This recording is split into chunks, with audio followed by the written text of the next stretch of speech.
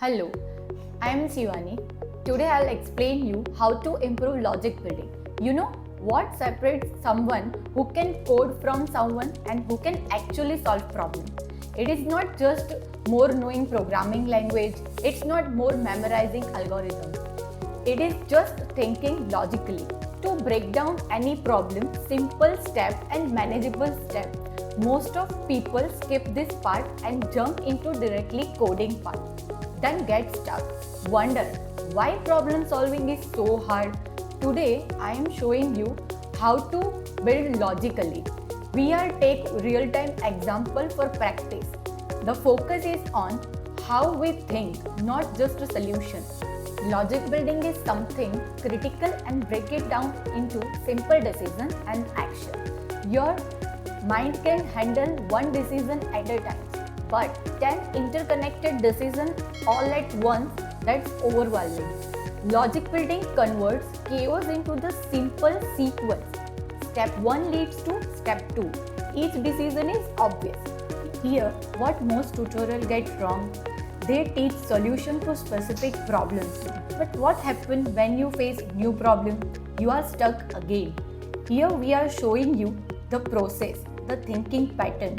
Once you have that, you can tackle anything. Let's understand the 3 pillars of logic building. Every problem has the 3 fundamental parts. Pillar number 1. What information do you have in real life? Requirement, constraints and resources. In programming, your data. Pillar number 2. Output. What is the goal? Be specific. Unclear problem leads to unclear solution. Pillar number 3. What choices get you from input to output?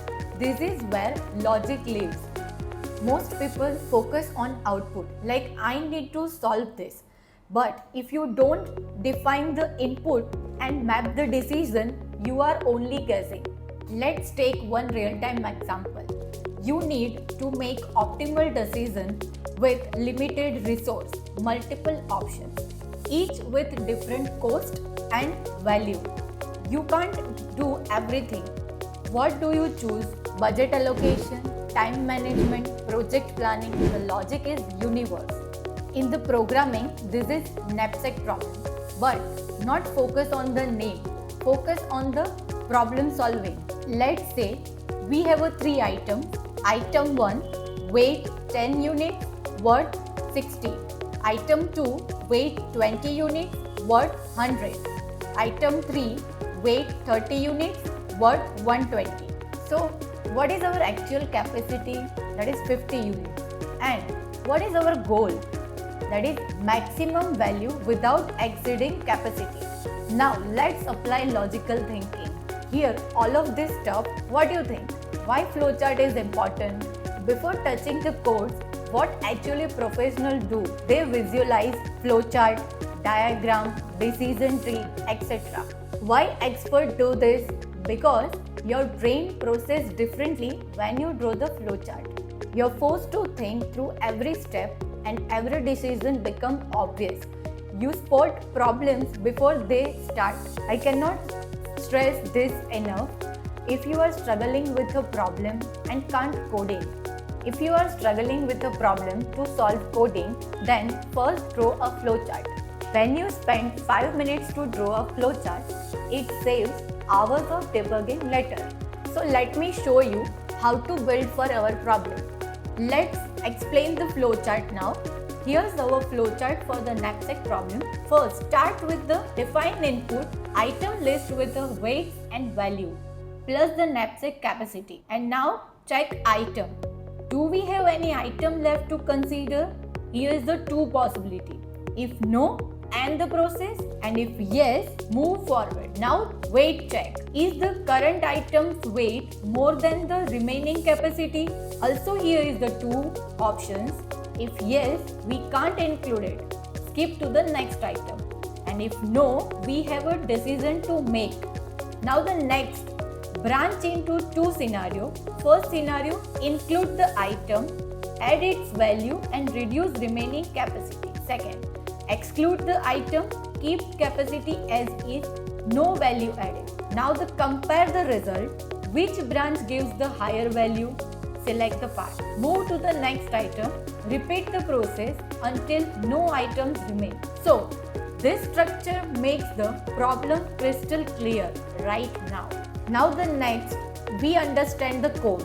Now, let's take the flowchart and write the code. Notice how every flowchart box maps directly to code. Here the C implementation of 0-1 knapsack problem using recursion. This code follows our flowchart exactly. The base case match the no item or no capacity, then stop condition. The wait check directly mirror the decision diamond. The recursion branch into two scenarios, include or exclude. And finally, we take the maximum of the two parts. That's how flowchart makes coding easier and the code almost writes itself. Let's talk about something important. Optimization thinking. Getting correct answer is good. But what do you think about professional thinking?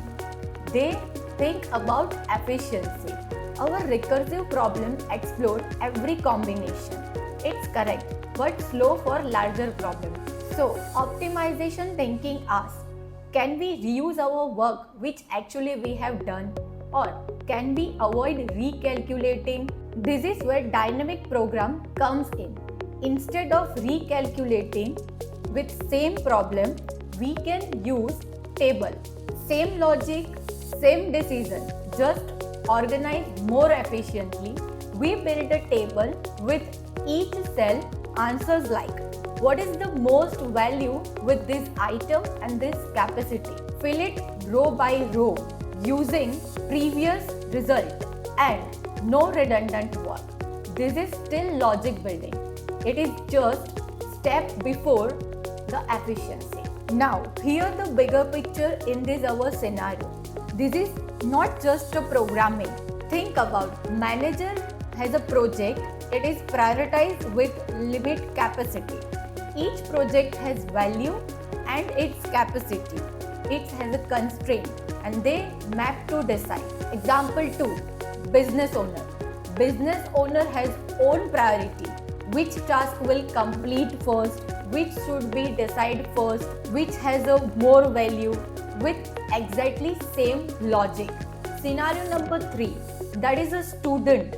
Student planning study time in aspect of the subject, exactly using the same logic. See, logic building is not just for the developer, it is for all who can solve the problems, who can think clearly, etc.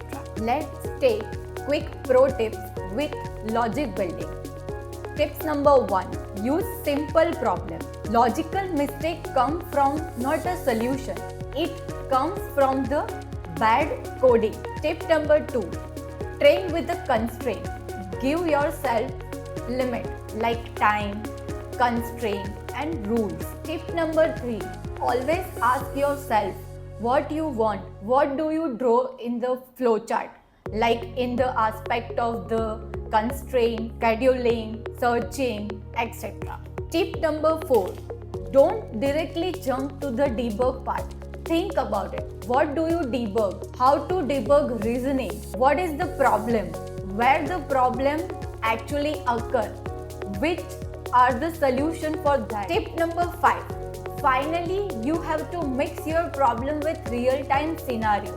Like they actually work with you and you can exactly match with the actual logically and the abstract logic. And you can now differentiate what is our problem and how we can solve it. So basically using this step, you can clearly identify your problems and solve it using the flowchart with efficiency of your code. Okay, let's wrap up.